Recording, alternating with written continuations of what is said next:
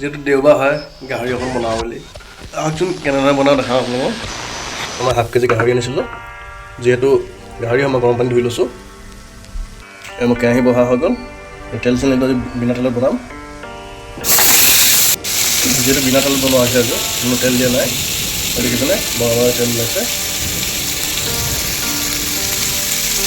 যিহেতু মোৰ তেল ওলাই আছে এতিয়া মই ইয়াত 1 চামুচ নিমখ দি দিয়া হৈছে 1 চামুচ হালধি দি দিয়া হৈছে ভালকৈ নিমখ দি লৰাই দিছোঁ যিহেতু গাহৰি এনেও তেলীয়া হয় মই আজি ধুনীয়াকৈ বনাইছোঁ মোৰ তেল ওলাই গৈছে যিহেতু গাহৰিটো বহুত তেলি হয় এতিয়া মই ইয়াত গোটা গোটা কাটি দিয়া পিঁয়াজখিনি ঢালি দিছোঁ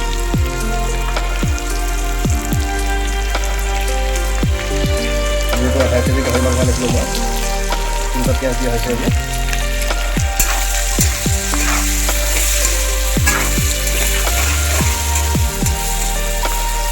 গেছৰ ফ্লেমটো কমকৈ দিয়া হৈছে পিঁয়াজটো সিজি গৈছে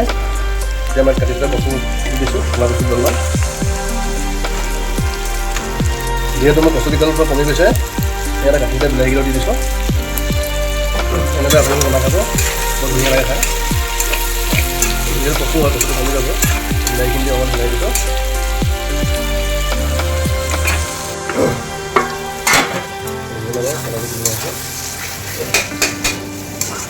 যিহেতু মই কোনো মছলা দিয়া নাই অকল নিমখ আৰু হালধি তাৰপৰা এয়া এতিয়া আদা ৰচুনৰ পেষ্ট অলপ দি দিছোঁ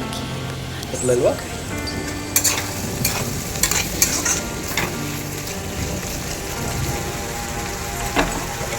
দহ মিনিটমান ৰাখি দিছোঁ ইয়াক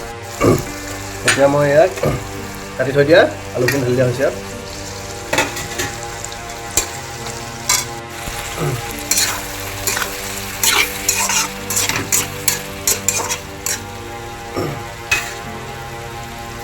একদম যিহেতু মই কোনো তেল দিয়া নাই দেখিছেনে বাৰু ধুনীয়াকৈ কালাৰটো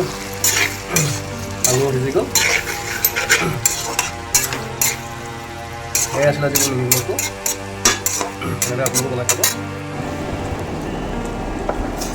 মিঠাই কৰোঁ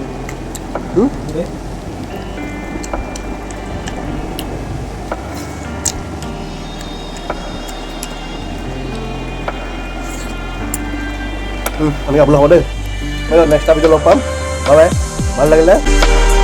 লাইক এটা কমেণ্ট এটা কৰি দিওঁ আপোনালোকে